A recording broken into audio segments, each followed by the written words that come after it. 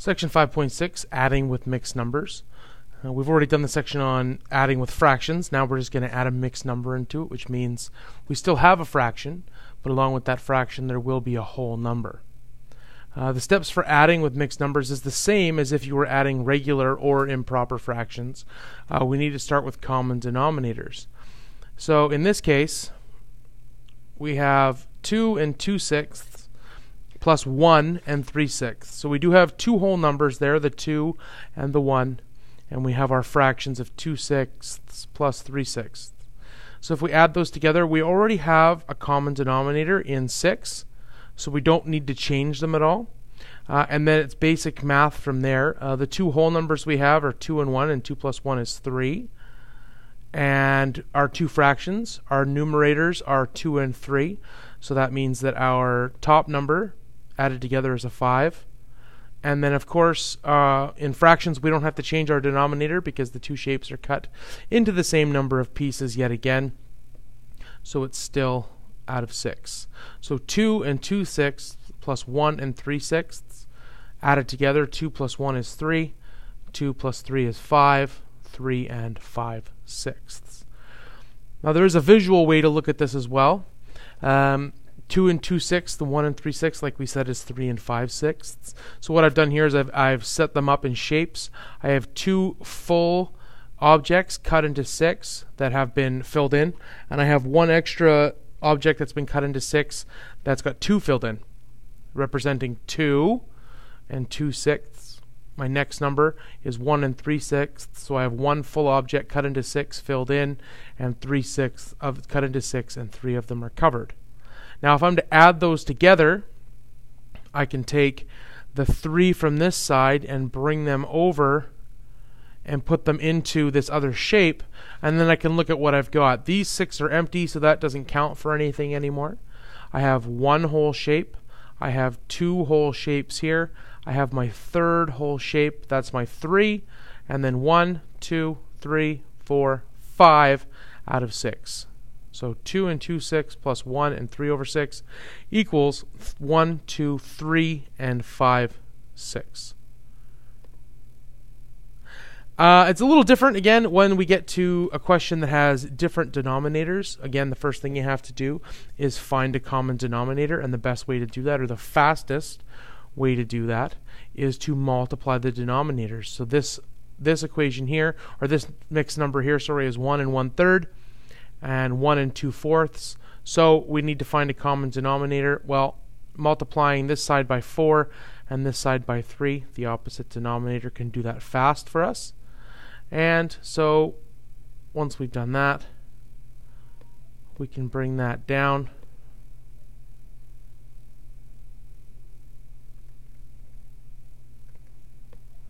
Here, do the multiplication. 1 times 4 is 4, 3 times 4 is 12, 2 times 3 is 6, 4 times 3 is 12.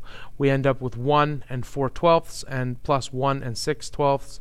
If you do your math there, you've got, sorry, that should be a 2.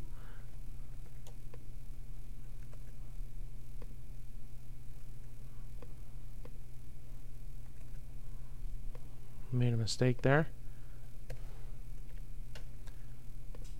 2 and 10/12. 2 and 10/12. 1 and 1 is 2, 4 and 6 are 10, and then of course I can make that smaller, and I need to change that to a 2. And again, not everything is perfect all the time. So 1 and 4/12 and 1 and 2/6 is 2, and 10/12. I make that smaller, and that's 2 and 5/6. Moving on to another way to look at things. You can take mixed numbers and change them into improper fractions first. Some people prefer to do it that way because you don't have to worry about a large number in that way at all. You don't have to even deal with a whole number anymore. It just goes straight back to fractions. For every whole, it means we have a full fraction. 1 is the same in this case as 3/3, because 3/3 is one whole. So we can put that there as a reminder. And in this case, this one whole here is actually 4 over 4 because 4 over 4 is one whole. So what we can do is, a quick way to do it is multiply, we've done this before, multiply your denominator by your whole number and then add the top. 3 times 1 is 3 plus 1 is 4. So that would be 4 over 3. And 1 times 4 is 4 times 2 is 8. Or 6, sorry, 1 times 4 is 4 plus 2 is 6 over 4. Or you can look at it as 3 wholes plus 1 is 4. 4 on the top of the whole plus 2 is 6. And then, of course, we need to find our common denominator. And as we said before, the fastest way to do that is to multiply your one fraction by the denominator on the other side. And, of course, that will end up as 4 times 4 is 16. 3 times 4 is 12. 6 times 3 is 18. 4 times 3 is 12. If we add those together, we get 34 over 12. And, of course, we always try to put our improper fractions into a mixed number, or back to a mixed number, because originally they asked what is 1 1/3 plus 1 2/4, not what is 4/3 plus 6/4. So we're going to try to put it back into its original form. 12 does not go into that number that many times. Sorry again, I have made a math error here. Just fix that up. Had a couple of these today, obviously. Okay, so there we go. 12 goes into 34 2 times, which is 24. So if you subtract 24 from your 34, you'll end up with 10 on top again. And then, of course, you have to make that smaller. And once again, I have to fix this.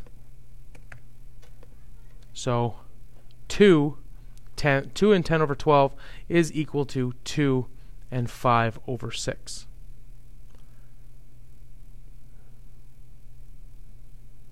Four thirds plus 6/4, common denominator equals 16 twelfths and 18 twelfths.